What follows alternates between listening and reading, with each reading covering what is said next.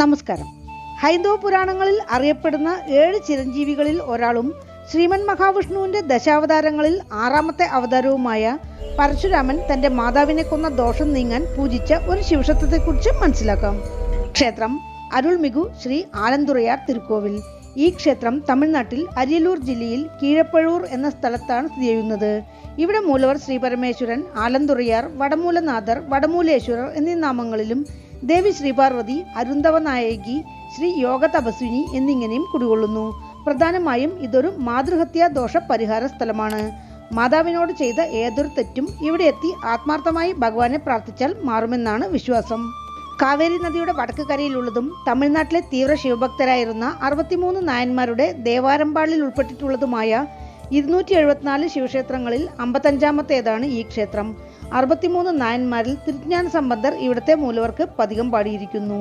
വള്ളലാർ സ്വാമികൾ ഇവിടത്തെ ഭഗവാനെ വിണ്ണപ്പക്കവി വെൺപാവിൽ നർക്കരുണെ വായിക്കും പഴുവൂർ മരകതമേ എന്ന് പാടിയിരിക്കുന്നു. തീവ്ര മുരുകഭക്തനായ അരുണഗിരിനാഥർ ഇവിടത്തെ മുരുകനെ തിരുപ്പുകളിൽ പാടിയിട്ടുണ്ട്. പഴു എന്ന വാക്കിന് വടവൃക്ഷം, ആൽമരം എന്നെല്ലാം അർത്ഥങ്ങളുണ്ട്. പണ്ട് ഈ പ്രദേശം ധാരാളം ആൽമരങ്ങളാൽ ചൂഴപ്പെട്ട് കിടന്നതിനാൽ പുരാണങ്ങളിൽ തിരുപ്പഴുവൂർ എന്നും പിന്നീടിപ്പോൾ പഴൂർ എന്നുമായി മാറി. ബ്രഹ്മാവ്, മഹാവിഷ്ണു, സൂര്യൻ, അഗസ്ത്യർ, ഇന്ദ്രൻ, വസിഷ്ഠർ, കശ്യപർ, വ്യാസർ എന്നിങ്ങനെ പല ദിവ്യരും വഴിപാട് ചെയ്ത സ്ഥലമാണിത്. പങ്കുനി മാസം 18-ാം തീയതി സൂര്യൻ തന്റെ പ്രകാശകിരണങ്ങളാൽ ഇവിടുത്തെ മൂലവർക്ക് അർച്ചന ചെയ്യുന്നു. ഈ ക്ഷേത്രത്തെക്കുറിച്ചുള്ള ഐതിഹ്യങ്ങൾ ഇങ്ങനെയാണ്. മുമ്പൊരു യുഗത്തിൽ കൈലാസത്തിലിരിക്കെ ശ്രീപാർവതി പരമശിവന്റെ കണ്ണുകൾ കളിയായി പൊത്തിയതിനാൽ ഭഗവാന്റെ 2 കണ്ണുകൾ സൂര്യചന്ദ്രന്മാർ എന്നർത്ഥത്തിൽ പ്രപഞ്ചം പ്രകാശമില്ലാതെ ഇരുണ്ടുപോയി. ലോകം സ്തംഭിച്ചു. ദേവന്മാരും ഋഷിമാരും എന്തു ചെയ്യണമെന്നറിയാതെ നിശബ്ദരായി. അതിനാൽ ശിവഭഗവാൻ പാർവതീദേവിയോടായി ഇപ്രകാരം പറഞ്ഞു: ദേവി, താങ്കൾ കളിയായി തെറ്റ് ചെയ്താലും അത് മറ്റുള്ളവരെ ബാധിക്കുന്നതാകിയാൽ അത് പാപം തന്നെയാണ്. ആ പാപത്തിന് പ്രായശ്ചിത്തമായി ദേവി നമ്മെ പിരിഞ്ഞ് ഭൂലോകം ചെല്ലുക. പലയിടങ്ങളിൽ തപം ചെയ്ത ശേഷം അവസാനമായി യോഗവനത്തിലെത്തി കഠിന തപം ചെയ്യുക. നാം അവിടെ എത്തി ദേവിയെ നമ്മോട് ചേർക്കുന്നതാണ്. അപ്രകാരം ശ്രീപാർവതി ഭൂമിയിലെത്തി പലയിടത്തും തപസ്സനുഷ്ഠിച്ചു. ഒടുവിൽ യോഗവനത്തിലെത്തി. അവിടെയുള്ള ഒരു വടവൃക്ഷത്തിന് താഴെ പുറ്റുമണ്ണുകൊണ്ട് ഒരു ശിവലിംഗം സൃഷ്ടിച്ചു. അതിനു മുന്നിൽ നിന്ന് ഒറ്റക്കാലിൽ കഠിന തപസ്സനുഷ്ഠിച്ചു. ആ യോഗവനമാണ് പഴുവൂർ. തപസ്സിൽ സംപ്രീതനായ പരമശിവൻ അവിടെ എത്തി പാർവതി ദേവിയെ തന്നോട് ചേർത്തു എന്നാണ് കഥ. ആൽമരത്തിനടിയിലുള്ള സ്വയംഭൂലിംഗമായതിനാൽ ഭഗവാൻ ആലന്തുറനാഥർ എന്നും തപം ചെയ്ത അമ്പാൾ അരുന്ധവ നായകി എന്നും അറിയപ്പെട്ടു. ക്ഷേത്രത്തിൽ ദേവി ഒറ്റക്കാലിൽ നിന്ന് തപസ് ചെയ്യുന്ന ശ്രീ യോഗ തപസ്വിനി ശില്പവുമുണ്ട്. വേറൊരു ഐതിഹ്യം: ജമദഗ്നി മഹർഷിയുടെ നിർദ്ദേശപ്രകാരം പുത്രനായ പരശുരാമൻ മാതാവായ രേണുകയെ വധിച്ചതിനാൽ പരശുരാമന് മാതൃഹത്യാ ദോഷം ഏർപ്പെട്ടു.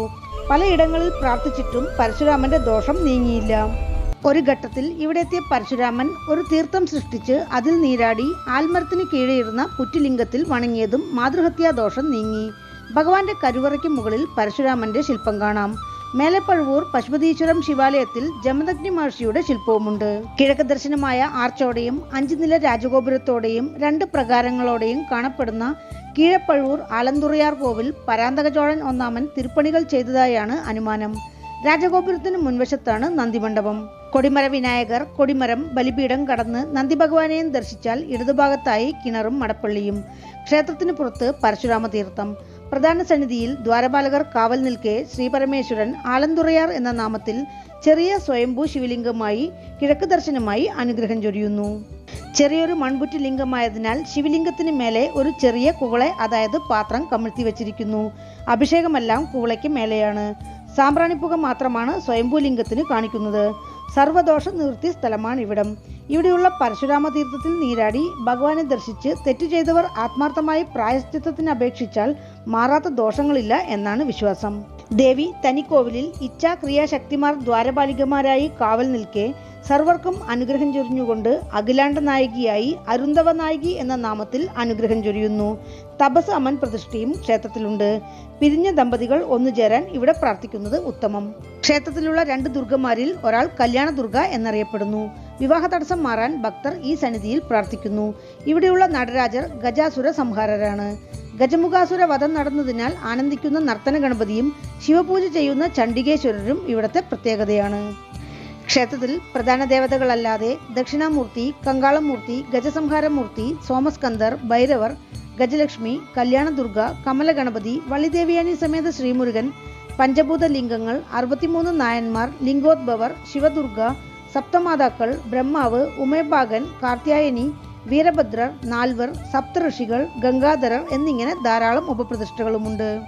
ക്ഷേത്രവൃക്ഷം ആൽമരം. ക്ഷേത്രതീർത്ഥം ബ്രഹ്മതീർത്ഥം, പരശുരാമതീർത്ഥം. ആഗമവിധി പ്രകാരമുള്ള പൂജകളാണ് ക്ഷേത്രത്തിൽ അനുഷ്ഠിക്കുന്നത്. പങ്കുനി ഉത്രം, ശിവരാത്രി, പ്രദോഷം, അമാവാസി, പൊങ്കൽ, ദീപാവലി, തൃക്കാർത്തിക എന്നിവയാണ് ക്ഷേത്രത്തിലെ വിശേഷ ദിവസങ്ങൾ. പൂജാ സമയം രാവിലെ 6 മണി മുതൽ ഉച്ചയ്ക്ക് 12 മണി വരെ, വൈകുന്നേരം 4:30 മണി മുതൽ രാത്രി 8:30 മണി വരെ. ക്ഷേത്രത്തിലേക്ക് എത്തുവാൻ അരിയലൂരിൽ നിന്ന് 13.5 കിലോമീറ്റർ. അടുത്തുള്ള റെയിൽവേ സ്റ്റേഷൻ അരിയലൂർ. വീണ്ടും അടുത്ത വീഡിയോയിൽ കാണാം. നന്ദി.